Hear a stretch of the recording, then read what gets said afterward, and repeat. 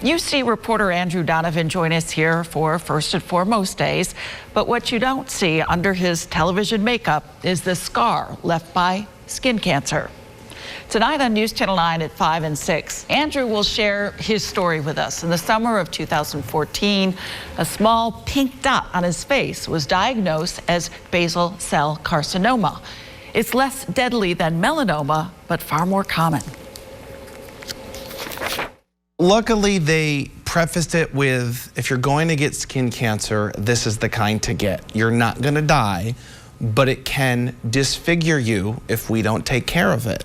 Taking care of it means cutting you open to get it out. And because of what I do for a living, that's just a horrifying idea. Basal cell can be very deforming. If you get it on your nose or around your eyes or your ears or your lips, it can grow and actually be disfiguring. So we want to treat it early so that we can avoid that.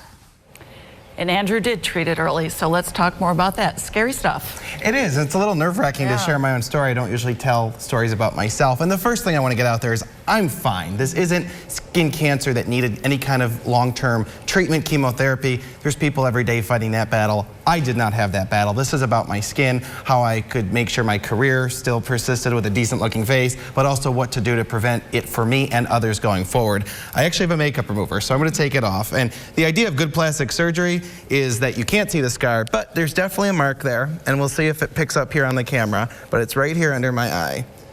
It's this horseshoe kind of shape, and then it hooks down by my nose. And there will be some gruesome pictures on News Channel 9 coming up later, but it should just inspire people that if you see something out of the ordinary, get it checked by a dermatologist. And please, sunscreen, sunscreen, sunscreen. Those are the words of my dermatologist. Wear it every single day, not just at the beach. Important lessons that you really can't emphasize enough, and we look forward to you sharing your story. I know it takes a lot to do that, you know? It does. You get a lot of attention that I don't necessarily deserve, but this is a good way to tell people, wear sunscreen, go to the dermatologist. Andrew, thank you. From WSYR-TV Syracuse, the local station, you're watching News Channel 9 at 5 o'clock. Good evening, everyone. I'm Rod Wood. And I'm Christy Casciano. Every night you see reporter Andrew Donovan alongside us here in the studio or live in the field. But what you don't see is his scar from skin cancer. Now, Andrew never tanned, never laid in the sun, but still a spot on his face proved to be basal cell carcinoma. Tonight, he wants you to prioritize saving your skin. Christy, the New York State Lottery constantly promotes that a lot of... When I'm reporting, I don't think anyone notices. When I'm on television, I don't think anyone notices. But when I take my makeup off at the end of the day, it's the first thing I look at. It's the first thing I notice. I make a living at News Channel 9 telling other people's stories, but my own begins here at work in front of the mirror. And it's a little weird to be a dude that has to wear makeup every day, but it's almost a blessing in disguise because I really had to look at my face somewhat closely. And there was this little pink dot, this little tiny thing that didn't alarm me at all. But it alarmed the first doctor I saw in Syracuse. You could tell he was kind of like shocked at what he was looking at, and he said, there's a chance that's a basal cell carcinoma, and I had no idea what that meant. Long story short, that's a form of skin cancer. And you know, I was 24, so I'm like, no, I don't have that. The scoop of skin he took as a biopsy proved otherwise. You know, luckily they prefaced it with, if you're going to get skin cancer, this is the kind to get. You're not going to die, but it can disfigure you if we don't take care of it.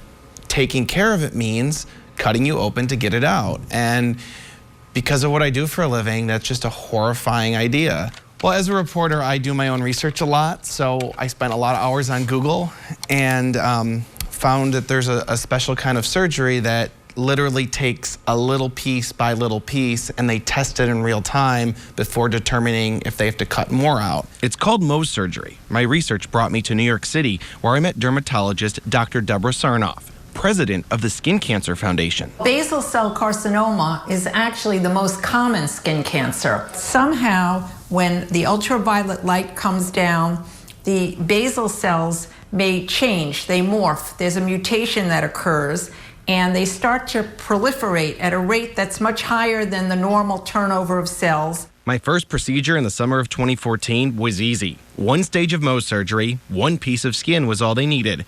As the months went on, the scar was getting bigger. So I thought. a year and a half later, I went back to New York, where Dr. Sarnoff confirmed it wasn't a scar. It was another basal cell tumor that had grown in the same spot, but bigger. This time, the doctor didn't take just one layer, or two, or three. What we're doing is essentially we're tracing the cancer to its roots. And finally, after the fourth little layer, there was no more cancer. But there was a gaping hole under my eye, which then required delicate stitching by a plastic surgeon. I have the scar to prove it, on my face and on my mind. It came back once. Why won't it come back a second time? I don't know. That's something I'll live with.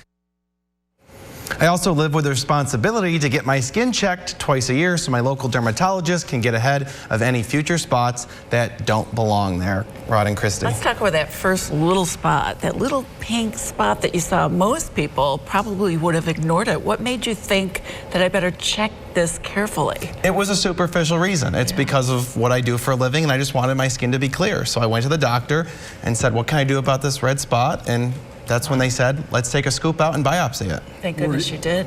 Were you in shock when you got the prognosis?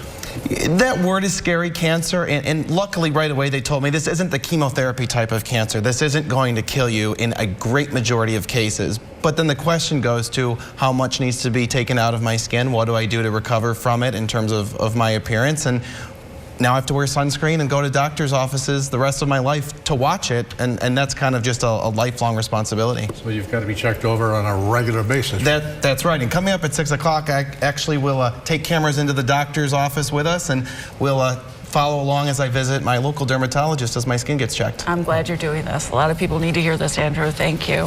You're watching News Channel 9 at 6 o'clock. Good evening. I'm Christy Casciano. And I'm Rod Wood. Reporter Andrew Donovan makes a living sharing others' stories here on News Channel 9. But at 5, he told about his own story about skin cancer. His recurring basal cell carcinoma requires regular dermatology appointments. He explains why these skin checks for him and for all of us are a critical step in saving your skin. When I'm reporting, I don't think anyone notices. When I'm on television, I don't think anyone notices. When I take my makeup off at the end of the day, it's the first thing I look at. It's the first thing I notice. My skin cancer left more than a scar on my face. It's a worry every day, especially when the sun is shining. The likelihood that it comes back means I need my skin checked twice a year. Andrew? Hi. Hi, come on in. A lot of people, when they first come, they really don't know, and they're very anxious. And fortunately, when they leave, they're not as anxious because it's not as invasive as one might think. So what's going on? Nothing. Before Dr. Brian Rayfield examines me, he asks if I've noticed anything out of the ordinary, since I'm the one who knows my skin best. We get a lot of patients that come in and say, I had this pimple for a year that continues to bleed when I wash my face. Well, that's a sign that it can be alarming. Even if you haven't found anything yourself, that's okay. Dermatologists' eyes are trained to find it. I literally go from head to toe, looking at every area of the body, looking for anything that might be concerning. They look through your hair, they look at every inch of your face. They literally look in between your toes, even where the sun doesn't shine, because cells anywhere, including the bottom of your feet, can have a mutation. We look for things that should not be on the skin, whether it's something that's bleeding, something that's red. Looking closely at spots in which one half doesn't match the other, that have uneven borders, that grow too big, or keep changing over time. I think everybody could benefit from a skin check probably once a year, because sometimes lay people just don't know what to look for. So it's people that have a lot of sun damage, grew up as kids that had sunburns. Sometimes they look very tiny, and they can look pink, and they just don't go away. So it's a little red flag, a little warning sign. Get it checked out. Because all it takes is that one bad sunburn when you're a little kid that can trigger something, 20, 30, 40 years later. I never tanned. I never intentionally laid in the sun. I maybe had a few childhood sunburns that I remember because sunscreen washed off over the course of a day, and I still got skin cancer. This can happen to anybody. At my doctor's appointment, there was a spot I brought to my dermatologist's attention right in the same area of my face. The good news is it really is this time the scar changing, but the doctor wants to keep watching it. Rod and Christy, the biggest thing that I hope people take away from this, in the words of my dermatologist, sunscreen, sunscreen, sunscreen. Wear it every single day, SPF 30 or higher. Yeah, you got to make it part of your routine, you know, just like combing your hair. You just have to put it on.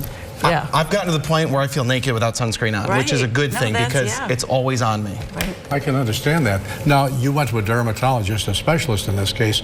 How about your primary care physician? Can he spot something like this? I think they're trained to spot things superficially, and they have a general idea of what might be wrong, and they will refer you to a dermatologist, though, who are specially trained to notice. They're the ones that can do a biopsy to determine if it's skin cancer or something else. Good advice. All right. Thank you. Andrew, thank you. Many of you are writing to News Channel 9's Facebook page with your own skin cancer stories after seeing Andrew Donovan share his last night. Andrew took us along for a dermatology appointment for his regular skin check 5 years to the month after being diagnosed with basal cell carcinoma that ultimately required extensive plastic surgery under his eye. Well, tonight Andrew is at SmartLink 9 going through some of the messages that you, our viewers, have sent in. Rod, I'm grateful for the dozens of people I've heard from, many of them thanking me for sharing my story. I didn't do anything that my colleagues and I wouldn't ask of others, and that's to share stories on television. But what touched me most on Facebook were the followers who said they've been through something similar. And I want to share a few of those on our Facebook page. Kelly writes, wow, I can honestly say I know exactly how Andrew feels because I literally have the same story. My scar is a little bigger. I still see it every day, even though everyone says they don't notice it. Pamela writes, in April, I had BCC, basal cell carcinoma, removed, Mohs as well. My face is healing, but I get looks. I don't wear makeup. It's my face, it's my life, my scar. It is what it is, but I do know exactly how you feel and what you mean. Marcy writes, thank you for sharing your story, Andrew. I saw a dermatologist for the first time last November and was surprised that he found precancerous cells on my face. Thankfully, he was able to stop the process. Early detection is key. And Lauren writes, thanks for sharing. I have someone very close to me who went through much of the same terrible scar and thankfully was caught early enough. The theme you're hearing right there is how early detection is key. Rod and Christy, I invite people to continue sharing their stories. They're touching me because it's nice to have people going through something similar. And, you know, if anyone takes anything away, it's wear sunscreen, sunscreen, sunscreen, sunscreen, and get those skin checks. Especially if you see something, but really just go find a dermatologist. So a lot of our viewers are relating to your condition. It's amazing. It's such a common problem. So everyone knows someone that's had a basal cell carcinoma or even something worse. And so it's something everyone can relate to. And we just hope that people can benefit from me talking about this. And looking ahead at the forecast Monday, we're expecting a holiday with sunshine, and we got to make sure we lather up those little kids. I will endorse sunscreen use. How appropriate, talking about this before the unofficial start to summer. Exactly. And for the whole summer, we need to do this. Thank All you. right, and you can watch Andrew's skin cancer story on the News Channel 9 app and localsyr.com. Andrew, thank you. But what do you do, though, if you forgot your sunscreen and you're out here? Well, we sent News Channel 9's Andrew Donovan in search of it around the fairgrounds, and we know that he has a personal story with that. He shared his skin cancer story with us, so he had a real personal mission to going out and find where you can find sunscreen at the fairgrounds. Whether I'm here reporting or just having fun, the state fair means long days in the sun. My scar from basal cell carcinoma is a constant reminder to slather on sunscreen. Okay. Did you bring some? I did. I have a stick right here. Can we see it? Of course. Worrying about myself doesn't seem so bad when I see Alicia Greenfield from Onondaga Hill with 4 kids in tow. Did you do it up already on each of them? You know what? I didn't, but I should. Thank you for the reminder. You're welcome. Right then and there, she lathers them up. Alicia's prepared, but that doesn't mean everyone is. Do you find a lot of people forgetting sunscreen at the fair? Absolutely. Yeah, it's pretty common that they come in and ask for sunscreen. EMT Stan Gettle runs the infirmary on the backside of the fairgrounds. It's a satellite of Upstate Hospital's emergency room. But it's not just for emergencies. Every year, about 100 people come in for free sunscreen. And I think that's SPF 30. We've got another case of this. He's stocked. And so is the Midway. Wade Cho's has some bottles for you to get a few free squirts of sunscreen. A lot of parents beating themselves up over it for no need. They're like, oh, great, Mom, I forgot my sunscreen. And I'm like, well, we have it for you. And no worries. When you come to the fair, you're thinking about a million things. Do I have my tickets? Do I have everything I need? We've got your sunscreen and hand sanitizer covered, so you can have a nice long day at the fair. I went into this story not knowing where sunscreen was available on the fairgrounds. So just doing the story, I learned, and I hope other people learn, that it is available here. You can get it from upstate over in the infirmary. You can get it from Wade Cho's, and I brought my own because the best bet is just to bring your own. But I did talk to the fair director today, Troy Waffner, and in those conversations, it got his own wheels turning in his head about what more the fair could do.